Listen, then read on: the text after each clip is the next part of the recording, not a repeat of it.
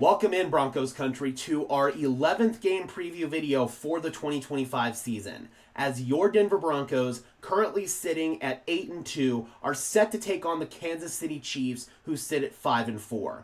The stakes for this game are very simple. If Denver wants to hold on to their lead in the AFC West, they've got to win. If Kansas City wants any chance of winning the division for a 10th season in a row, they've got to win. If Kansas City loses, they're not winning the division. Any chance pretty much goes out the window. The Broncos know that. This is the biggest game for the Denver Broncos since 2015. Last year, when they played against the Chiefs backups in Week 18 for a playoff spot, they were just happy to be there. This year, Denver has bigger fish to fry. They're trying to prove that they are a legitimate Super Bowl contender, and a win against the defending AFC champions would go a long way in terms of convincing the rest of the NFL. Everybody is coming into this game talking about how the Chiefs are coming off a bye, and Andy Reid is 22-4 as a head coach coming off a bye. But Denver is coming off a mini bye. They played on Thursday Night Football last week, so it's not like it's a completely uneven playing field here. Both of these teams had extended breaks. Kansas City did have a few more days than Denver, but I know Denver is not going to use that as an excuse. I expect the Broncos to have used that extra time of preparation to their advantage. Before we get into this Chiefs roster like we always do, break down the opponent's roster, their strengths and weaknesses, I do want to get into this coaching staff here for Kansas City, Andy Reid's two main assistants, and see what they bring to the table. Matt Nagy is their offensive coordinator. You will notice, if you watch the Chiefs on the sideline, Nagy is the one who is signaling the plays into Patrick Mahomes' helmet. I don't know if Andy Reid is the one who's actually deciding what plays to call, and then he gives that information to Nagy, and then Nagy gives it to Mahomes, or if Nagy is just flat out the offensive play caller for the Chiefs. They've never really discussed that. They kind of keep that information under wraps, but you can tell Nagy is very heavily involved in terms of calling the plays. They run a modern West Coast spread system. They'll get under center and run some of these West Coast rushing concepts, but a lot of their work comes out of the shotgun. That's the spread part. They have all five of their eligibles out in the pattern. They really do like to spread things out on offense and get the ball in the hands of their playmakers. They run a lot of perimeter screens, a lot of RPOs. They also run a lot of deep passing concepts, of course, especially now that their weapons are back to full strength. But this offense, at its core, does want to attack you underneath more so than deep downfield.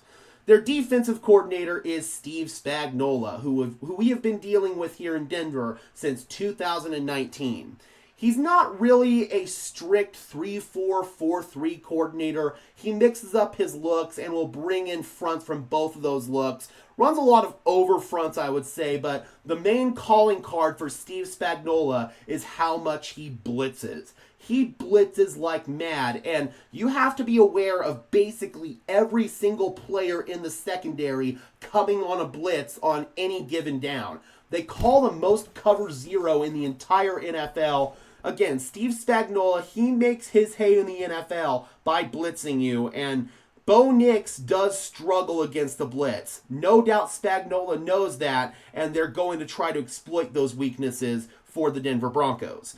Let's now go ahead and get into the roster here for the Kansas City Chiefs, courtesy of my favorite website, Ourlads. And we're going to start off, of course, with the quarterback position and Mr. Patrick Mahomes.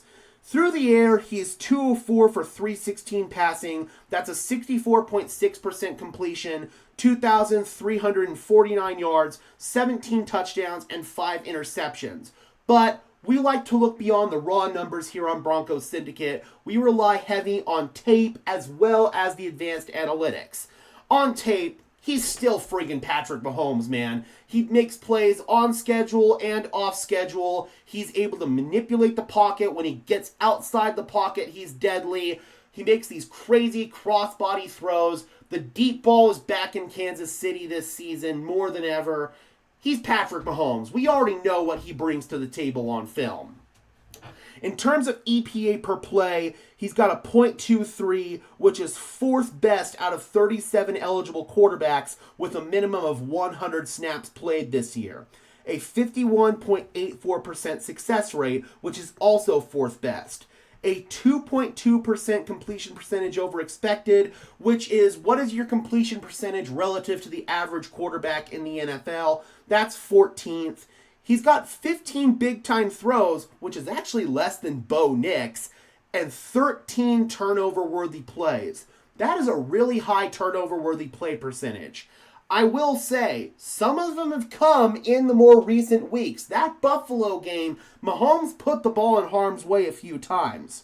His average depth of target is 8.7 yards. That's tied for 13th out of those 37 quarterbacks. And his adjusted completion percentage, which accounts for drops and receiver screw-ups and stuff like that, is 74.4. That's 25th out of those 37 quarterbacks.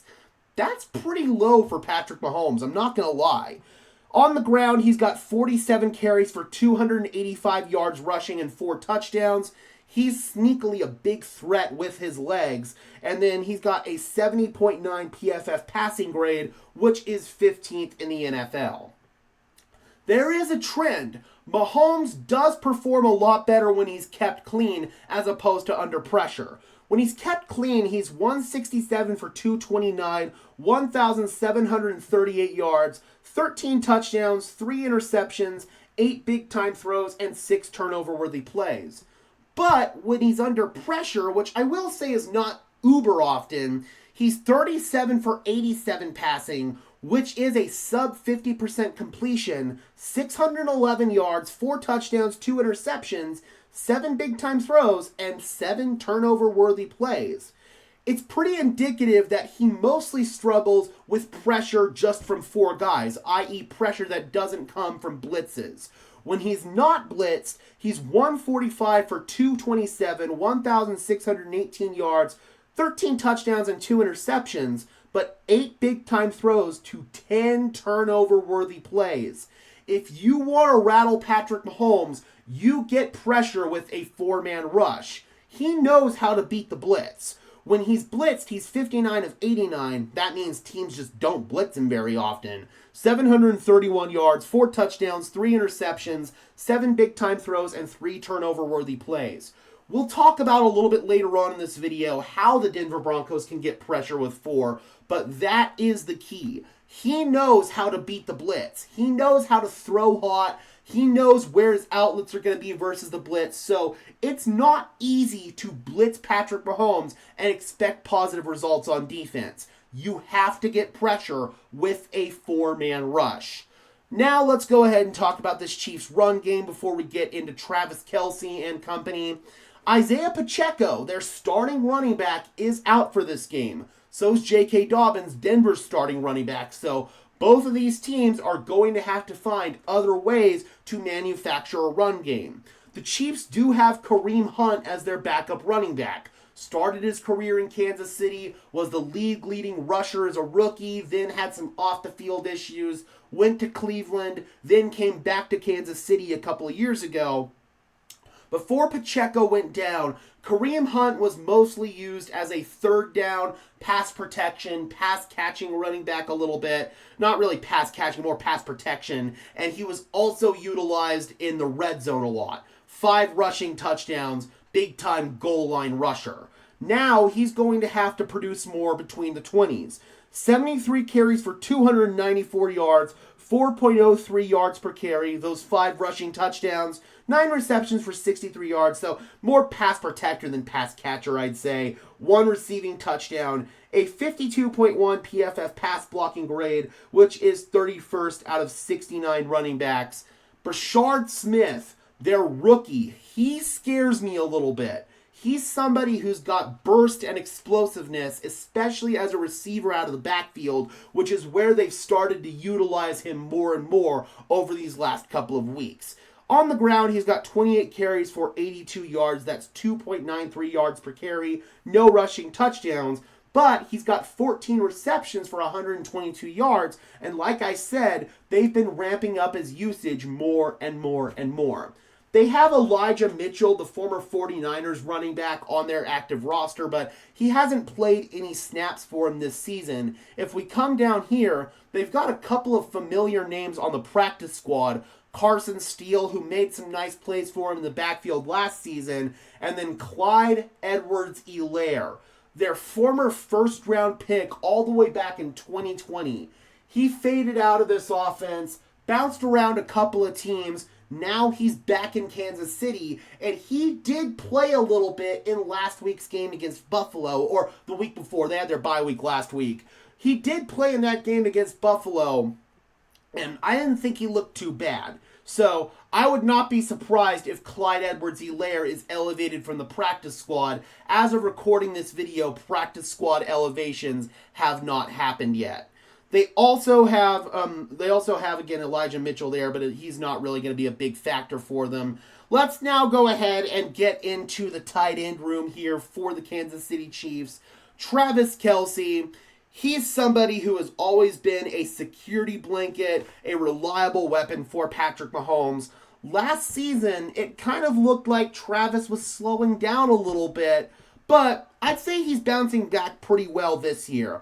41 receptions for 540 receiving yards and 3 touchdowns.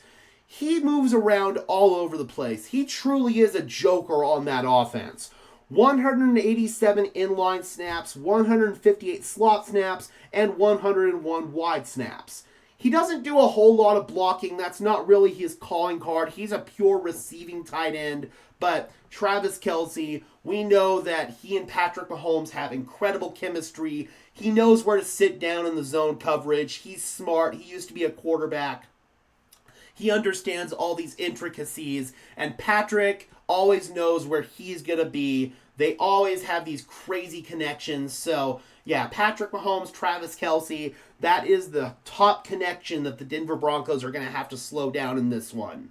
They also have Noah Gray there as their backup blocking tight end. He sees the field quite a bit in 12 personnel. 11 receptions for 98 yards for Noah, 215 inline snaps, 75 slot snaps, and 37 wide snaps.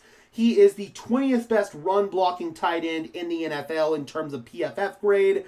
Robert Tonyan, another really solid blocking tight end. Hasn't done much in the receiving game for him, but 12th best run blocking tight end. Whenever they get into 3 tight end sets, that's when Bobby Tonyan will get on the field. They've got Jared Wiley on the roster, but he's not somebody who has seen any snaps for KC in 2025. It's not just Travis Kelce that the Broncos are going to have to account for, though. This Chiefs receiving core has done a really, really good job this year. And they've really opened things up ever since Rashee Rice got back from his suspension. I'm not here to talk about his off-the-field stuff. I'm strictly here to talk about what Rashee Rice does on the field. And he has been a real dynamic weapon for him since his return. 20 receptions for 215 yards and 3 touchdowns. That is the number one guy that you're going to have to account for. He's got 81 snaps out wide to 55 snaps in the slot. Xavier Worthy, 24 receptions, 256 yards, and 1 touchdown, 187 wide snaps, and 108 slot snaps. We already know that Xavier Worthy can burn you over the top. We cannot let that happen in this one. We've got to make sure that he's bracketed. Literally, you've got to bracket him, especially on downs where you're worried about him burning you over the top. If you don't do that, he will cook you. You've got to have safety help pretty much on every single play for Xavier Worthy. Hollywood Brown, he's actually their leader in terms of receiving yards from the wide receiver position. 34 receptions, 389 yards, and 4 receiving touchdowns. 205 wide snaps and 128 snaps in the slot. They've got Juju Smith-Schuster, reliable weapon as well. 25 receptions, 291 yards, and 1 touchdown. Tyquan Thornton, another deep burner that you've got to pay attention to. He's somebody that hasn't been seeing as many snaps ever since Rashee Rice got back, but beginning of the season, he was cooking guys deep. 14 receptions, 311 yards, and 3 touchdowns, 181 wide snaps, and 80 slot snaps. They've got Nico Remigio, who's kind of a gadget guy, doesn't play a lot on offense, more of a return weapon for them. And their receiving core is so loaded. Jalen Royals, he hasn't even played much for them this year, hasn't had a catch. I loved Royals coming out of college as a 4th-round draft pick. That was a steal for Kansas City, and they've got so many receiving weapons, they haven't even utilized Royals this year. Their offensive line has been really good in terms of keeping Patrick Mahomes upright. They've only surrendered 4 sacks this year, credited to the offensive line in terms of their starters. I'll have to go look and see if Jalen Moore, one of their backups, gave up some sacks, but that's not really relevant for this one. Their starting offensive line has only surrendered 4 sacks in terms of this unit. Really, really good. Josh Simmons, their left tackle, he's been away from the team for the last several weeks because of personal matters. He is set to make his return in this game, and he has been really good as Patrick Mahomes' blindside protector. 12 pressures allowed, just 1 sack, and 10 hurries, a 71.2 pass blocking grade, 33rd out of 80 eligible tackles, and a 55.0 run blocking grade, which is tied for 64th out of 80 eligible tackles. Film junkies have been raving about Josh Simmons, and he's going to be going up against Nick Bonito in this one. That's going to be a good iron sharpens iron type of matchup for sure. Kingsley Suamataia, he has now slid in at left guard for Kansas City. Last year, he was a tackle and actually got into the game in Denver's first matchup against KC at Arrowhead. Nick Bonito owned him. He got multiple pressures against Suamataia, but he was one of those players that just kind of looked like he was playing out of position. He's transitioned to guard and has looked a lot better, a lot more starting caliber. 17 pressures allowed, 1 sack, and 11 hurries, a 65.2 pass blocking grade, 28th out of 82 guards, and a 61.4 run blocking grade, which is 39th out of 82 guards. He is somebody that going up against guys like Zach Allen and John Franklin Myers might be prone to giving up some pressure, though, on bull rushes and stuff like that. I do like this matchup here for the Denver Broncos with their interior defensive lineman against Kingsley Suamataia. I do not like the matchup, though, against Creed Humphrey, who, in my opinion, is the best center in the NFL. 3 pressures on the season, no sacks, and just 2 hurries allowed. He is the top-graded pass blocking and run blocking center in the NFL. He is a monster up front. He mauls you in the run game. He is an elite second-level blocker, and he does not give up anything in terms of pressure. This dude is a stalwart of all stalwarts. You are not going to get any level of production against Creed Humphrey, and I feel bad for DJ Jones and Malcolm Roach. They're going to have a pretty tough day at the office going up against Creed Humphrey. Trey Smith, their right guard, another really good player. He's given up 14 pressures, 1 sack, and 11 hurries. So, again, John Franklin Myers, Zach Allen, they might be able to get some sort of pressure on him. He's got a 76.6 pass block grade, which is 4th best out of 82 guards, and then a 63.7 run block grade, which is 32nd out of 82 guards. At right tackle, Jawan Taylor, a very controversial player. If you watch him, he false starts on almost every single play, and he lines up in the backfield on almost every single play to get an advantage against edge rushers. So it's because of this that these numbers are kind of fudged in my opinion. 13 pressures allowed, 1 sack, and 8 hurries, but he's kind of cheating a little bit in order to get that advantage. A 65.7 pass block grade and a 42.3 run block grade. That's 79th out of 80 eligible tackles. I'm not a fan of Jawan Taylor's game. I'm not a fan of the style that he plays, but he is somebody that, for better or for worse, does not give up a whole lot of pressures, but he does surrender a lot of penalties. I believe he's the most penalized player in the NFL, or at least he was last year, and I think he's up there again this year. Jawan Taylor, man, he does frustrate you watching him play, but you are going to at least have to account for him, and hopefully Jonathan Cooper, Nick Bonito, they can make him look silly out there. Now let's go ahead and move into this Chiefs defense here, and I want to talk about some of the coverages that they run before we get into the personnel.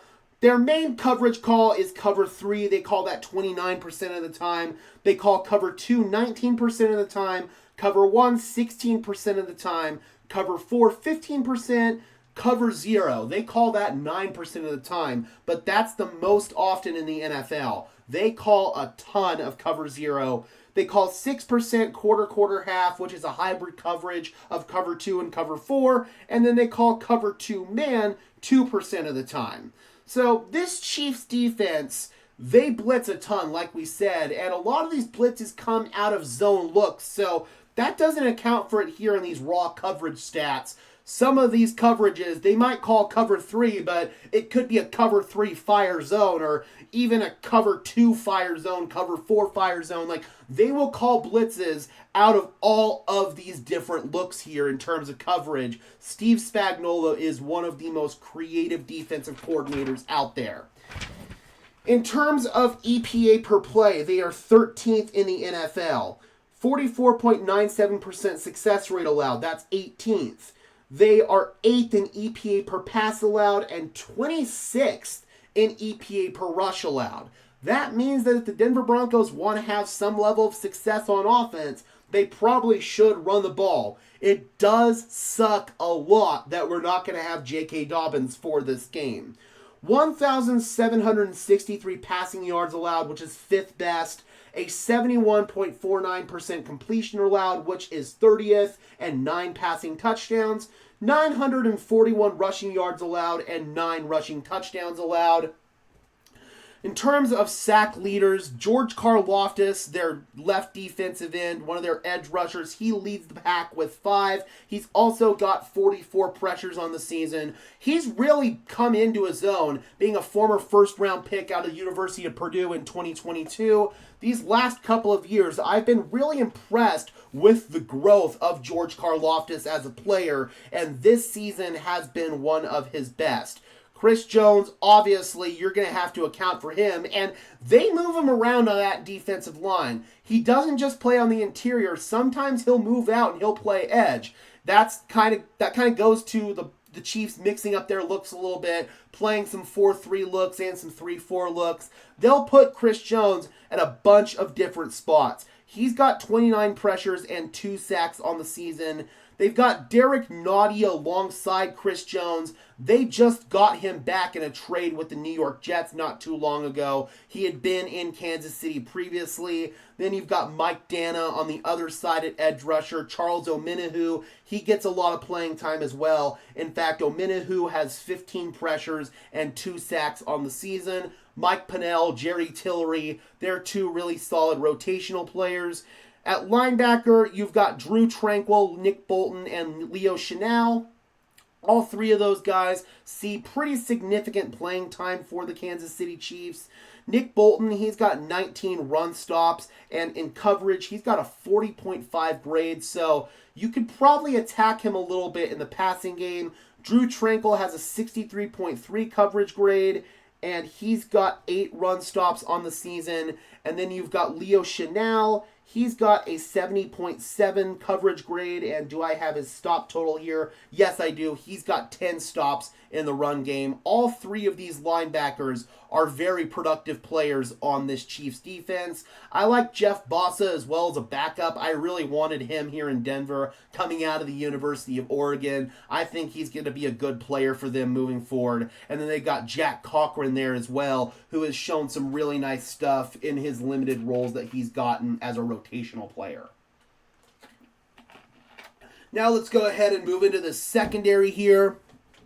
Their boundary corners are Jalen Watson and Trent McDuffie. McDuffie, one of the best corners in the business. He's got a 75.2 coverage grade, which is best on the team.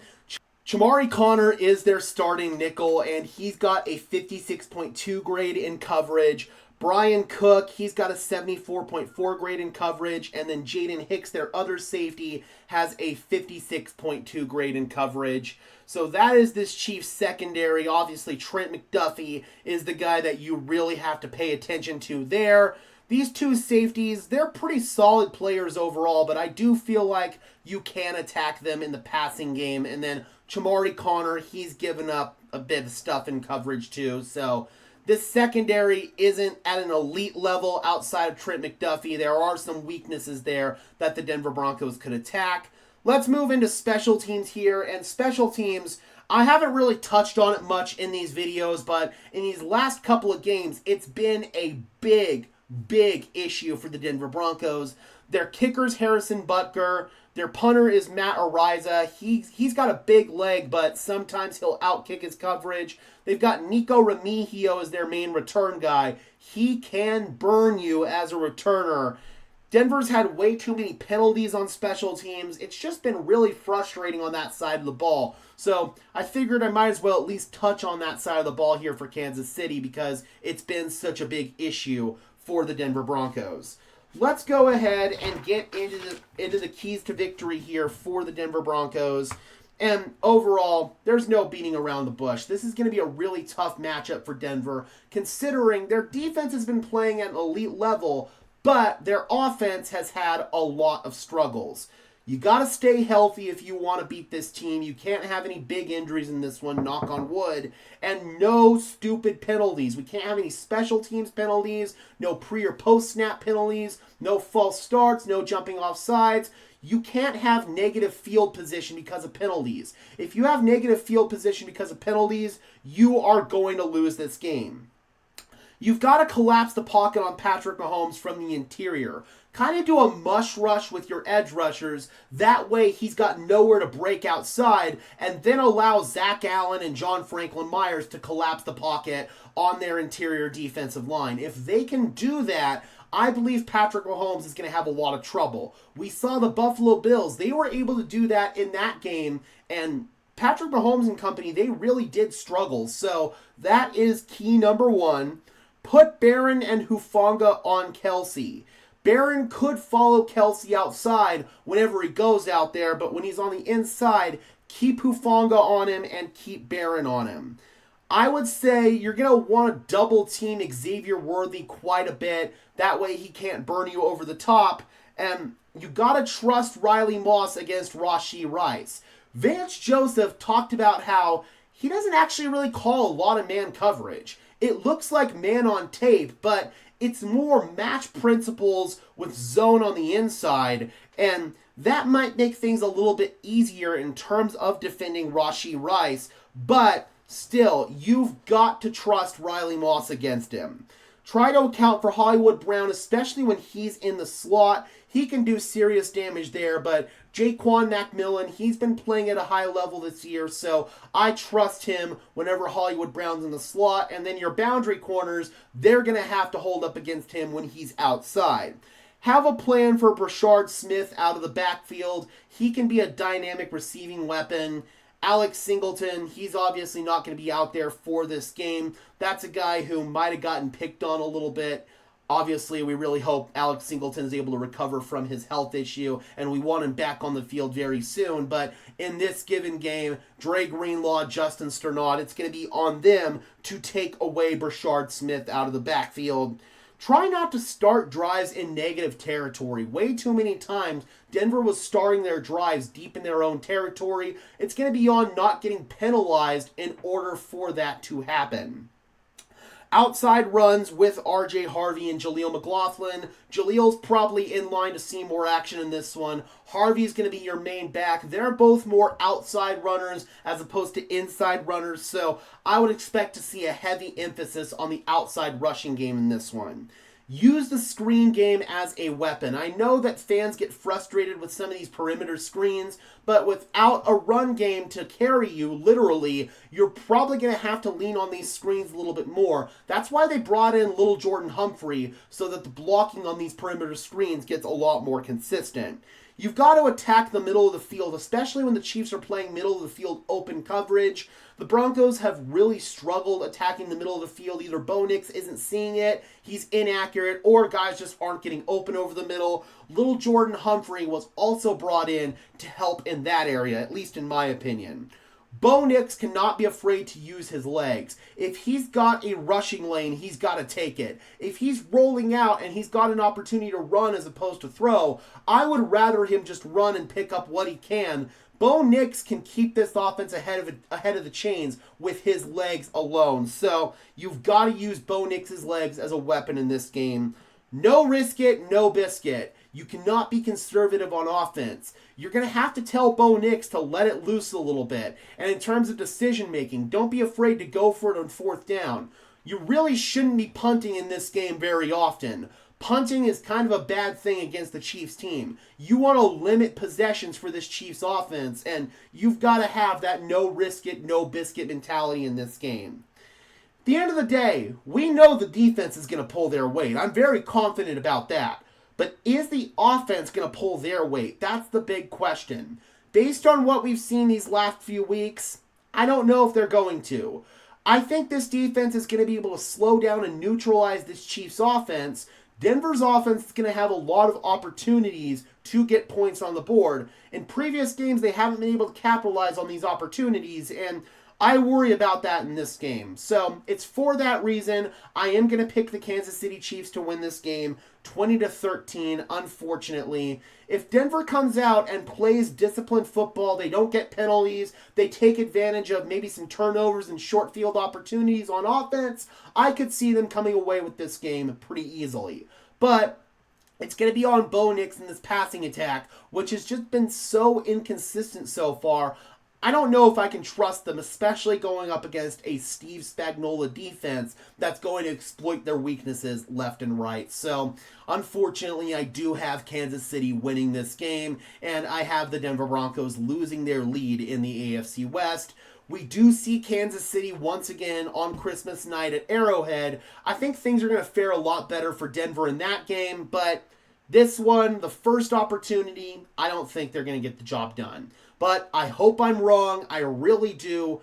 As of right now, I am 9-1 predicting Denver Broncos games this year. The only game that I've gotten wrong is the Colts game. I would love to add a loss on my personal record in order to avoid a loss for the Denver Broncos, but as of right now, I just don't see that happening. Alright guys, be sure to leave a like on this video as well as subscribe and ring the bell, and let me know how you think this game is going to go. Do you think that Denver's offense is finally going to get their shit together in this game, or do you think it's going to be another really tough outing for this offense? We already know defense is going to do their job, but I'm curious about your thoughts on the offense. Drop those comments down below, guys. I would love to hear your thoughts as always. And until next time, Broncos country, I'm your host, Gage Madrid, saying peace out.